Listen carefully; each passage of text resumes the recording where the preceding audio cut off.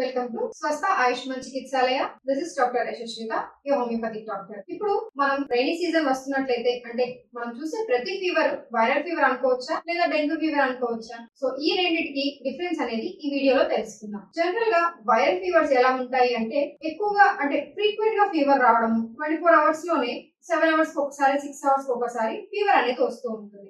అసలు ఇలా ఎందుకు వస్తుంది? ఇప్పుడు వచ్చే రైనీ సీజన్ తో మనం చూసుకున్నట్లయితే వాటర్ అనేది ఎక్కువగా స్టాగ్నెట్ గా ఉంటూ ఉంటుంది, అంటే నిలువ ఉంటూ ఉంటుంది. ఇలా నిలువ ఉన్న ప్రదేశాల్లో దోమలు ఏవైతే ఉన్నాయో అవి లార్వా స్టేజెస్ ని ఫామ్ చేస్తూ ఉంటాయి. ఇలా లార్వా స్టేజెస్ లో ఫామ్ అయిన తర్వాత ఈ దోమలు కుట్టడం వల్ల వైరల్ ఫీవర్స్ అనేవి వస్తూ ఉంటాయి. అంతవరకు డార్మెంట్ స్టేజ్ లో అంటే ఇనాక్టివ్ స్టేజ్ లో ఉన్న వైరస్ లన్నీ దోమలు ఎప్పుడైతే ఒక పర్సన్ ఇంకో పర్సన్ షిఫ్ట్ అవడం కానీ లేదంటే కంటేజియస్ ఏరియాస్ లో నుంచి వచ్చి ఒక పర్సన్ మీద వాలి కుట్టడం వల్ల కానీ ఈ వైరల్ ఫీవర్స్ అనేవి వస్తూ ఉంటాయి. ఇలా వచ్చిన ఫీవర్స్ మనకి నిన్న చెప్పినట్లు ఫ్రీక్వెంట్ గా ఎక్కువ అవుతూ ఉంటాయి, అంటే పీరియాడికల్ గా. ఫర్ ఎగ్జాంపుల్ 7 hours ఒకసారి 6 hours ఒకసారి ఫీవర్ అనేది వస్తూ ఉంటుంది. మనము ఈవెన్ టాబ్లెట్స్ వేసినా సరే, సింపుల్ గా చెప్పాలి అంటే యాంటీబయాటిక్స్ వేసినప్పుడు ఈ ఫీవర్ అనేది ఆ టాబ్లెట్ వేసినప్పుడు మాత్రం కంట్రోల్ అవుతుంది. ఈ టాబ్లెట్ పవర్ ఎప్పుడైతే డిక్రీజ్ అవుతుంటుందో ఇలా ఫీవర్ అనేది కంటిన్యూస్ గా 5 to 7 days అనేది కంటిన్యూగా ఉంటూనే ఉంటుంది. దీనికి ఏ మెడికేషన్ తీసుకున్నా తీసుకోకపోయినా సరే ఈ ఫీవర్ అనేది 5 to 7 days అనేది ఉంటూ ఉంటుంది. ఇలా ఈ ఫీవర్ అనేది మెడిసిన్ వాడుకున్నానే చాలా మందికి 5 to 7 days తర్వాత కంట్రోల్లోకి అనేది వస్తుంటుంది. ఈ ఫీవర్స్ లో సిమ్టమ్స్ ఎలా ఉంటాయి అంటే ఎక్కువగా అంటే కంటిన్యూస్ గా తుమ్ములు రావడము, ముక్కంతా నొప్పి లేదంటే ఎక్కువగా ముక్కు కారడము అంటే జలుబు చేసినట్టు అవ్వడము, సోర్ థ్రోట్ అంటే గొంతంతా నొప్పి లేదంటే ఏది తిన్నా సరే ఏదైనా మింగాలన్నా సరే నొప్పి ఎక్కువగా రావడం. ఇంతే కాకుండా తలనొప్పి, కళ్ళు మంటలు, వీటితో పాటు ఎక్కువగా టెంపరేచర్ అనేది హైగా ఉండడం అనేది మనం అబ్జర్వ్ చేస్తూ ఉంటాం అన్నమాట. ఇలాంటి సింటమ్స్ మనం డెంగ్యూ ఫీవర్ లో కూడా చూస్తూ ఉంటాం. ఇలాంటి కండిషన్ లో అంటే వైరల్ ఫీవర్ ఉన్న సింటమ్సే కాకుండా డెంగ్యూ ఫీవర్స్ కూడా వీటితో పాటుగా ఇంకొన్ని అధికంగా సింటమ్స్ ఉండడం మనం గమనించవచ్చు. ఎస్పెషల్లీ ఈ డెంగ్యూ ఫీవర్ లో బ్లడ్ టెస్ట్ చేయించినట్లయితే ప్లేట్లెట్ కౌంట్ అనేది చాలా ఎక్కువ మోతాదులో తగ్గిపోవడం మనం అబ్జర్వ్ చేయొచ్చు.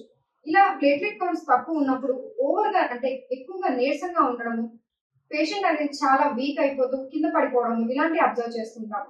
ఇలాంటి సిచ్యువేషన్ వచ్చినప్పుడు వెంటనే ప్లేట్లెట్స్ ఎక్కిస్తే ఈ కండిషన్ అనేది కంట్రోల్లోకి వస్తుంది.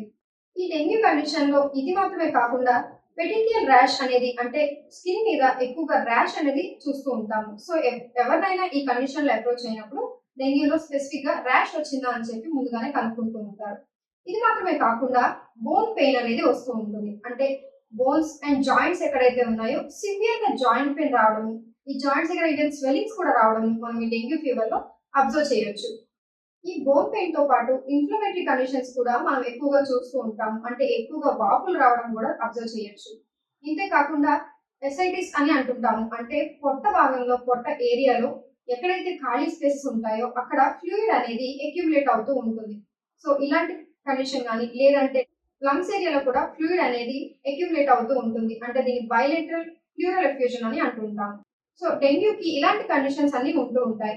ఇవే కాకుండా బ్లీడింగ్ కూడా జరుగుతూ ఉంటుంది, అంటే మోషన్ పాస్ చేసేటప్పుడు కానీ లేదంటే చాలా మందికి ఈవెన్ యూరిన్ లో కూడా బ్లడ్ రావడం కానీ, చాలా మందికి బ్లీడింగ్ గమ్స్ కూడా మనం చూస్తూ ఉంటాము. ఇప్పటి వరకు చెప్పిన ఈ సిమ్టమ్స్ అన్ని ఉన్నట్లయితే అదర్ వైరల్ ఫీవర్ సిమ్టమ్స్ తో పాటు ఈ స్పెసిఫిక్ సిమ్టమ్స్ కూడా ఉన్నట్లయితే దీన్ని డెంగ్యూ ఫీవర్ అని చెప్పి మనము నిర్ధారించవచ్చు. ఈ డెంగ్యూ ఫీవర్ వచ్చినప్పుడు నార్మల్ గా నేను ఇప్పటివరకు చెప్పిన కండిషన్సే కాకుండా ఈవెన్ లివర్ కూడా ఎఫెక్ట్ అవడం మనం అబ్జర్వ్ చేయొచ్చు.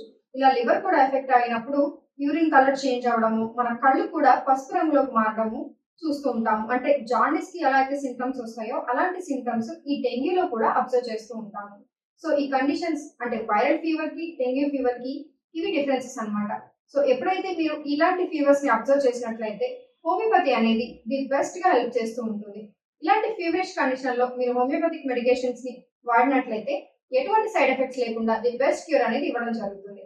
సో ఈ ఫీవర్ కండిషన్ లో ఎనీ అదర్ అక్యూట్ కండిషన్ లో మీరు మా స్వస్థ ఆయుష్మాన్ చికిత్సాలయకు వచ్చినట్లయితే హోమియోపతి కన్సల్టేషన్ తో సైడ్ ఎఫెక్ట్ లేకుండా క్యూర్ అనేది ది బెస్ట్ గా ఇవ్వడం జరుగుతుంది. Thank you.